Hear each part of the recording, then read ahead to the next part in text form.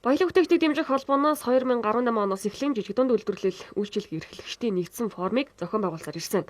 За энэ форумыг энэ жил 3 дахь удаага төрийн 4 байгууллагатай хамтран зохион байгуулах гэж байна.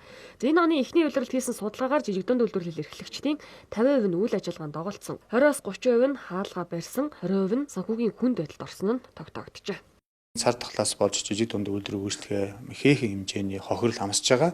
Энэ хохирлыг даван туулахын тулд гарц шийдэл зөвшөөрөл хийх маягаар жижиг дунд үйлдвэр үйлчлэгээ эрхлэгчтэйгээ санал бодлоо солилцох, цаашдаа энэ тулгамдсан асуудлуудыг шийдэхэд энэ 5 байгууллагын хамтын ажиллагаа энэ цар тахлыг даван гаргахад айгүй чухал үүрэг оройлтыг харж байгаа учраас энэ удаагийн форумыг хамтдаа зохион байгуулж байгаа.